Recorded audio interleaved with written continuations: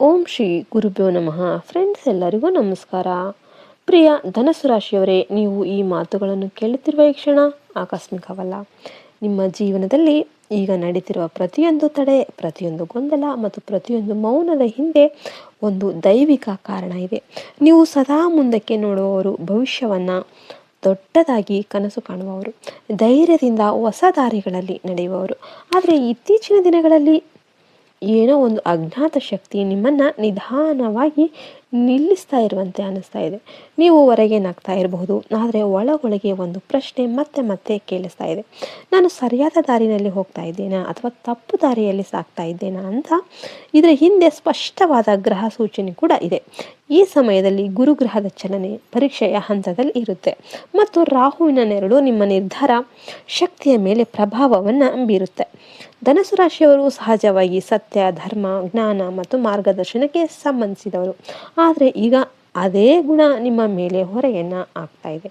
ಎಲ್ಲರಿಗೂ ದಾರಿಯನ್ನು ತೋರಿಸಬೇಕು, ಎಲ್ಲರ ಪ್ರಶ್ನೆಗೆ ಉತ್ತರ ಕೊಡಬೇಕು ಅನ್ನೋ ಹೊಣೆ ನಿಮ್ಮ ಮೇಲೆ ಬಂದಂತೆ ಅನಿಸ್ತಾ ಇದೆ.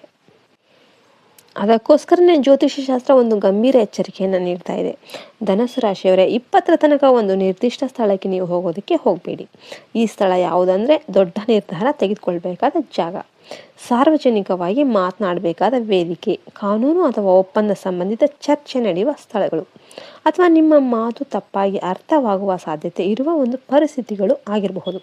ನೀವು ದಿನನಿತ್ಯ ಹೋಗುವ ಸಭೆ, ತರಬೇತಿ ಕೇಂದ್ರ, ಸ್ನೇಹಿತರ ಗುಂಪು ಅಥವಾ ಧಾರ್ಮಿಕ ವಲಯವೇ ಆಗಿರಬಹುದು. ಈ ಸಮಯದಲ್ಲಿ ಆ ಜಾಗಕ್ಕೆ ಹೋದರೆ ನಿಮ್ಮ ಉದ್ದೇಶ ಶುದ್ಧವಾಗಿದ್ರೂ ಕೂಡ ನಿಮ್ಮ ಮಾತು ತೀವ್ರವಾಗಿ ಕೇಳಿಸಬಹುದು ಮತ್ತು ನಿಮ್ಮ ಸತ್ಯವನ್ನೇ ಕೆಲವರು ಪ್ರಶ್ನಿಸುವ ಸಂದರ್ಭಗಳು ಎದುರಾಗಬಹುದು.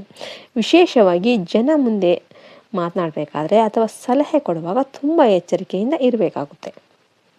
ಏಕೆಂದರೆ ಒಂದು ತಪ್ಪಾಗಿ ಅರ್ಥವಾದ ಮಾತು ನಿಮ್ಮ ವರ್ಷಗಳ ಗೌರವಕ್ಕೆ ಧಕ್ಕೆಯನ್ನು ತರಬಹುದು. ಧನಸ್ಸು ರಾಶಿಯವರೇ, ನೀವು ನೆನ್ಪಿಟ್ಕೊಳ್ಳಿ, ಎಲ್ಲ ಸಮಯದಲ್ಲೂ ಜ್ಞಾನವನ್ನು ಹಂಚಿಕೊಳ್ಬೇಕಾಗುತ್ತೆ. ಈ ಥರ ಒಂದು ಅವಶ್ಯಕತೆ ಇಲ್ಲ. ಕೆಲವೊಮ್ಮೆ ಜ್ಞಾನವನ್ನು ಒಳಗೆ ಇಟ್ಟುಕೊಂಡು ಮೌನವಾಗಿರೋದೇ ದೊಡ್ಡ ಬುದ್ಧಿವಂತಿಕೆಯಾಗಿರುತ್ತೆ. 20ರ ತನಕ ಅನಗತ್ಯ ಉಪದೇಶ, ವಿವರಣೆ, ವಾದ ವಿವಾದ ಮತ್ತು ಚರ್ಚೆಗಳಿಂದ ದೂರ ಉಳಿಯೋದು ಒಳ್ಳೆಯದು. ಹಣಕಾಸಿನ ವಿಷಯದಲ್ಲೂ ವಿಶೇಷ ಎಚ್ಚರಿಕೆ ಬೇಕು. ಏಕೆಂದರೆ ದೊಡ್ಡ ಅವಕಾಶಗಳಂತೆ ಕಾಣುವ ಕೆಲವು ಪ್ರಸ್ತಾಪಗಳು ಒಳಗೊಳಗೆ ಗೊಂದಲ ಅಥವಾ ಮೋಸ ಮರೆಮಾಚಿರಬಹುದು. ತಕ್ಷಣ ಒಪ್ಪಿಕೊಳ್ಳದೆ ಸಮಯವನ್ನು ತೆಗೆದುಕೊಳ್ಳಿ. ಈ ಸಮಯದಲ್ಲಿ ನಿಮ್ಮ ಶಕ್ತಿ ಹೊರಗೆ ಹರಿದು ಹೋಗದಂತೆ ಕಾಪಾಡಿಕೊಳ್ಳೋದು ಅತ್ಯಂತ ಮುಖ್ಯ.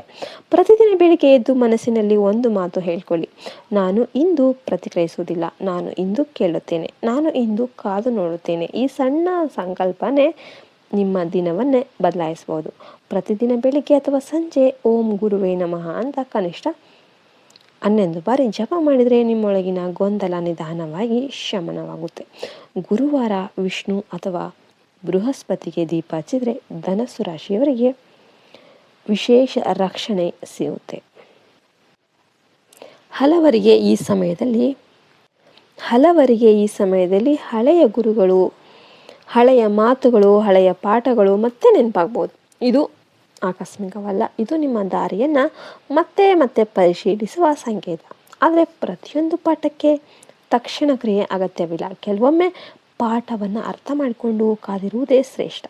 ಈ ಕಾಲದಲ್ಲಿ ನಿಮ್ಮ ಜೀವನದಿಂದ ಕೆಲವರು ನಿಧಾನವಾಗಿ ದೂರ ಆಗ್ಬೋದು, ಕೆಲವರು ನಿಮ್ಮ ಮಾತಿಗೆ ಮೌಲ್ಯ ಕೊಡುವುದನ್ನು ಕಡಿಮೆ ಮಾಡ್ಬೋದು. ಆದರೆ ಅದರಿಂದ ಭಯಪಡೋದಕ್ಕೆ ಹೋಗಬೇಡಿ. ಇದು ನಿಮ್ಮ ಜೀವನದಲ್ಲಿ ನಿಜವಾದ ದಾರಿಯನ್ನು ಹುಡುಕುವ ಶುದ್ಧೀಕರಣದ ಹಂತ. ಈ ಜನವರಿ 20ರ ತನಕ ದೂರ ಉಳಿದರೆ ತಪ್ಪು ನಿರ್ಧಾರ ತಪ್ಪುತ್ತೆ, ಮೌನವಾಗಿದ್ದರೆ ಗೌರವ ಉಳಿಯುತ್ತೆ, ಕಾಯ್ತಾ ಇದ್ದರೆ ಭವಿಷ್ಯ ಬದಲಾಗುತ್ತೆ. 20ರ ನಂತರ ಗುರು ಸಹ ನಿಧಾನವಾಗಿ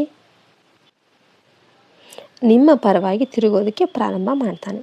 ಈಗ ನಿಮ್ಮ ಮಾತಿಗೆ ತೂಕ ಬರುತ್ತೆ, ನಿಮ್ಮ ಜ್ಞಾನ ಗುರುತಿಸಲಾಗುತ್ತೆ, ನಿಂತ ಯೋಜನೆಗಳು ಚಲನೆ ಪಡೆಯುತ್ತೆ ಮತ್ತು ನಿಮ್ಮೊಳಗಿನ ಒಂದು ನಂಬಿಕೆ ಮತ್ತಷ್ಟು ಬಲವಾಗುತ್ತೆ. ನೀವು ಹೇಳಿದ ಮಾತುಗಳು ಜನರಿಗೆ ಮಾರ್ಗದರ್ಶನವಾಗುತ್ತೆ. ಆದರೆ ಅದುವರೆಗೂ ಈ ಒಂದು ಮಾತನ್ನು ನಿಮ್ಮ ಹೃದಯದಲ್ಲಿ ಗಟ್ಟಿಯಾಗಿ ಕೆತ್ಕೊಳ್ಳಿ. ಈ ಸಮಯದಲ್ಲಿ ಹೆಜ್ಜೆ ಇಡೋದಕ್ಕೆ ಹೋಗಬೇಡಿ. ಕಾಲವೇ ನಿಮಗೆ ಸರಿಯಾದ ದಾರಿ ತೋರಿಸುವವರಿಗೆ ಕಾಯಿರಿ. ಧನಸ್ಸು ರಾಶಿಯವರಿಗೆ ಇದು ಭಯ ಹುಟ್ಟಿಸಲು ಹೇಳಿದ ಮಾತಲ್ಲ. ಇದು ನಿಮ್ಮ ಜ್ಞಾನ, ಗೌರವ ಮತ್ತು ಭವಿಷ್ಯವನ್ನು ಕಾಪಾಡಿಕೊಳ್ಳಲು ಬಂದ ಗುರುದೇವರ ಮೌನ ಸಂದೇಶ. ನಿಮಗೆ ಈ ವಿಡಿಯೋ ಇಷ್ಟ ಆಯಿತು ಅಂದರೆ ಲೈಕ್ ಮಾಡಿ, ಶೇರ್ ಮಾಡಿ, ಸಬ್ಸ್ಕ್ರೈಬ್ ಮಾಡಿ ಮತ್ತು ನಿಮ್ಮದು ಯಾವ ನಕ್ಷತ್ರ ಅಂತ ಕಮೆಂಟ್ ಮಾಡಿ.